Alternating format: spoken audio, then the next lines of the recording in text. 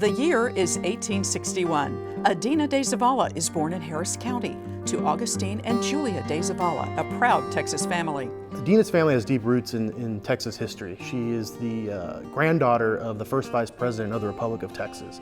So that spirit to preserve that memory and the sacrifice that happened in 1836 is very important to her. Around 1873, the family moves to a ranch near San Antonio. After college, Adina begins teaching, but Texas history is on her mind. She is part of a group of women who meet and discuss Texas and its heroes. About the early turn of the century, the governor of Texas is calling together a group of individuals to talk about what needs to be preserved here on site.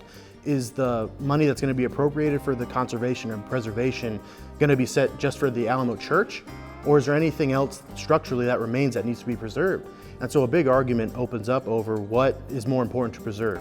The Alamo Church, the shrine to Texas liberty, or the decrepit Long Barracks that's next door. It had been a general store for a portion of time, and all this, it's in ruin once that facade is taken off.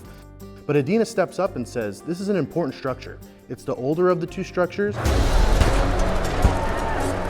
During the battle in 1836, a lot of men are killed inside that building, and so it is just as important as the Alamo Church itself, and it needs to be preserved. Saving the Long Barrack becomes a passion for Adina. She's a community activist, she's outspoken, she's not afraid to pull punches, and going up to Austin to testify during these hearings about the preservation of the site, where the property lines end up, what are the futures of these buildings, she is not afraid to speak her mind and to get things done. Back in San Antonio, Adina gets to work on saving the Long Barrack.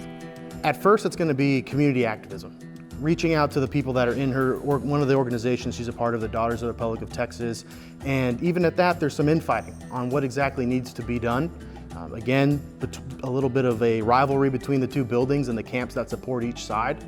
And what's going to happen is she goes to the extreme. It's an extreme thing to lose that structure, and she's not going to let it happen, and she locks herself inside the Long Barrack building to halt any kind of demolition to occur with the building itself. Adina held her ground in the Long Barrack, which lasted 3 days. It attracted spectators and newspaper coverage from around the country. Adina finally emerged after her attorneys worked out an agreement to turn the structure over to the governor.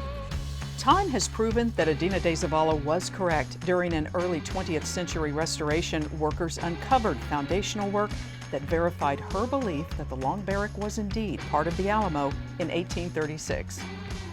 Adina DeZavala was a crucial part in how we preserve and remember the Alamo today.